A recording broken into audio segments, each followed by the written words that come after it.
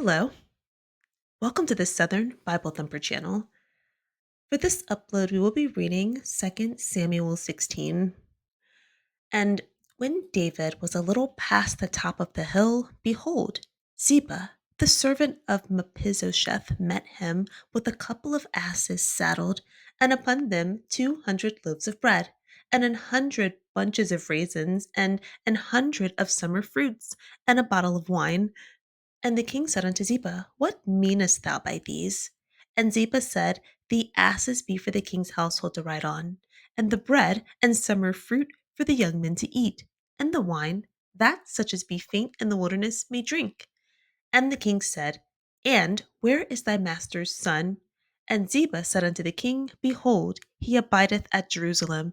For he said, Today shall the house of Israel restore me the kingdom of my father. Then said the king to Ziba, Behold, thine are all that pertained unto Mephibosheth. And Ziba said, I humbly beseech thee that I may find grace in thy sight, my lord, O king.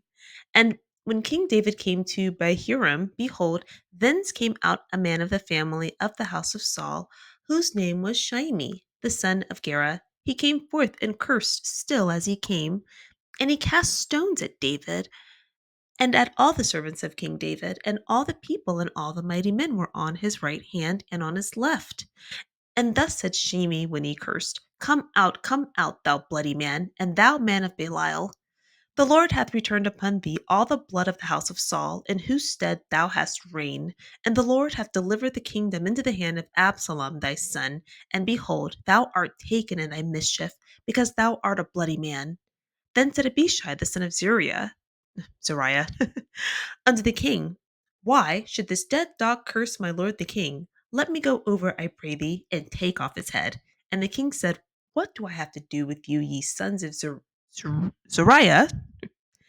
So let him curse, because the Lord hath said unto him, Curse David. Who shall then say, Wherefore hast thou done so?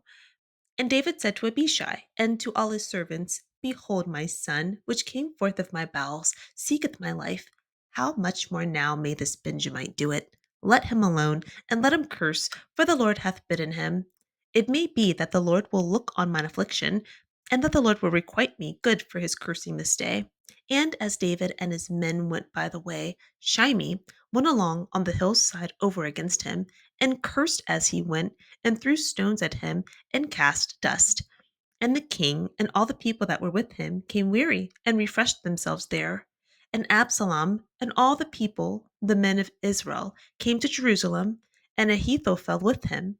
And it came to pass when Hushai the Archite, David's friend, was come unto Absalom, that Hushai said unto Absalom, God save the king, God save the king.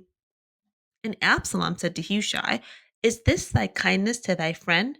Why wentest thou not with thy friend?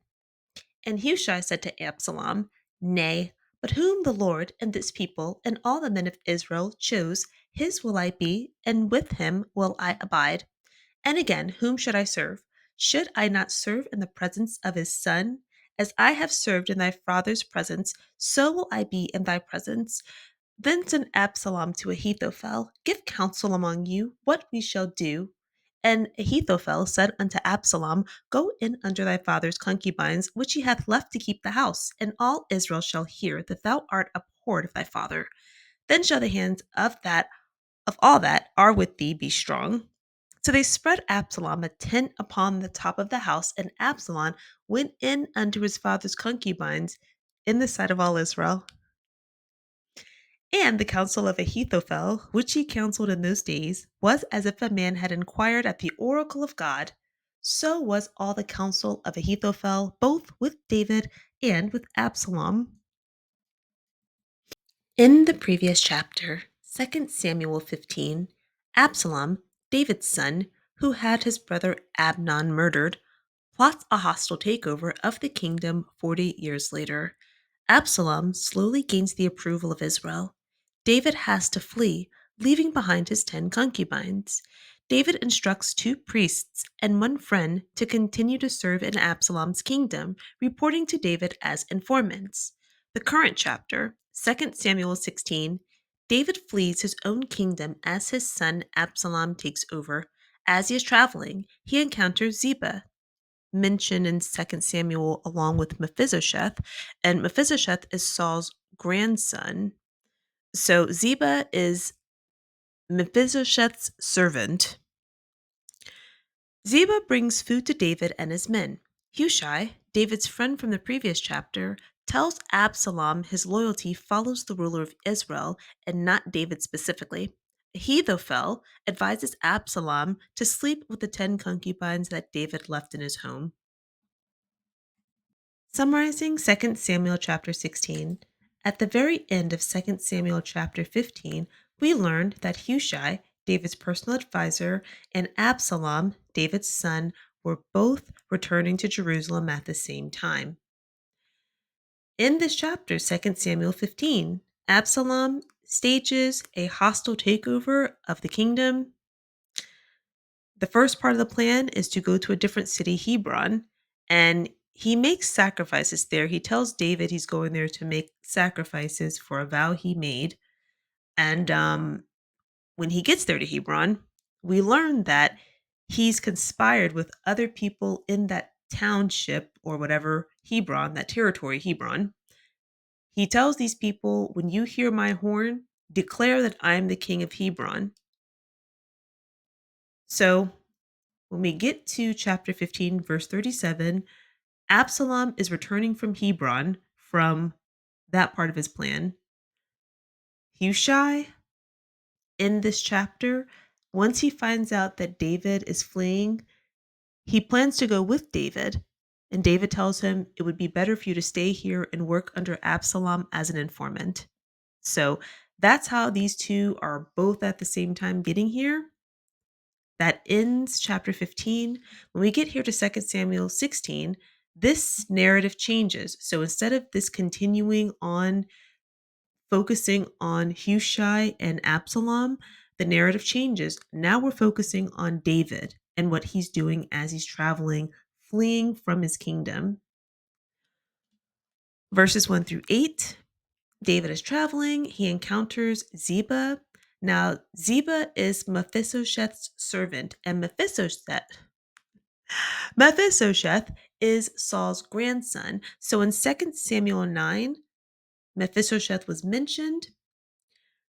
David wanted to show him kindness because he made a promise to Saul before Saul died that he would look out for his offspring. Since Mephibosheth is the only one left, he tells Ziba, a servant, to work under Mephibosheth.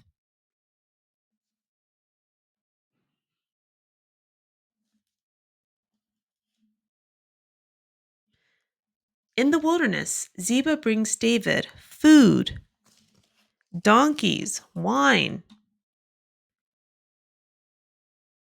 David accepts and asks him, "Where is Mephibosheth?" Ziba tells him that he's in Jerusalem because he believes Israel will restore his house, his grandfather's kingdom to him.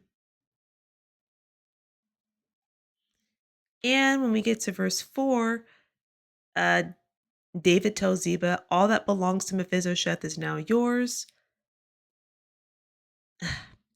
Just a thought I had when I was reading this. How? Because David, you're fleeing from your own territory. It seems like you don't really have the juice to issue any more commands like this. But, you know, I don't know. Okay, but that's what he said. Oh, well, now everything that belongs to Miss Elizabeth is now yours. Ziba said, you know, "May I find favor with you, my lord the king?"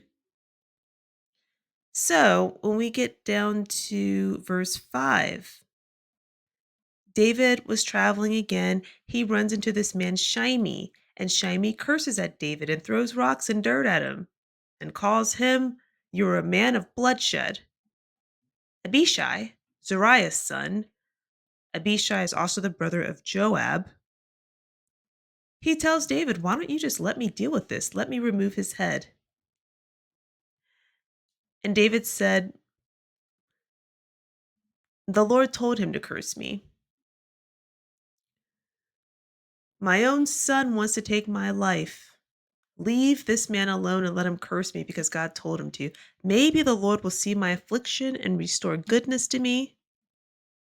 So David and his men continued traveling, and Shimei continued throwing dirt and cursing at him.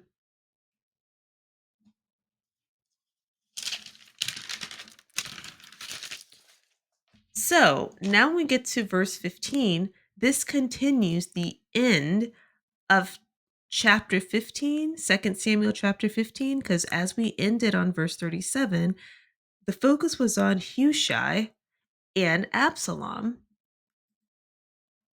Now that we're here in 2 Samuel 16, verse 15, we're now seeing the focus back on Absalom and Hushai again. So Absalom and the Israelites and Ahithophel and Hushai, they all have returned to Jerusalem.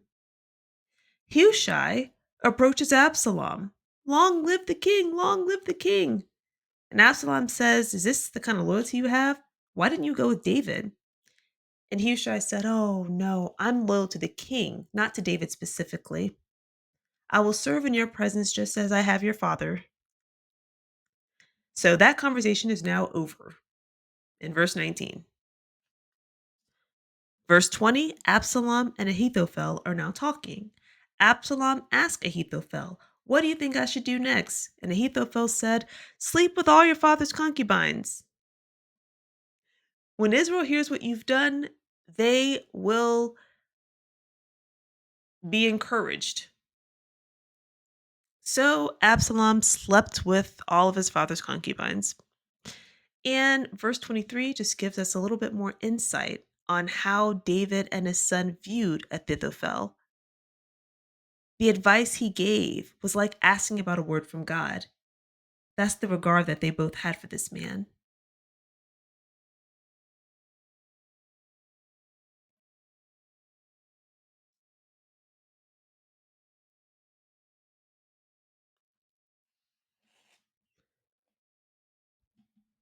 One other thing that I would like to mention, concubines.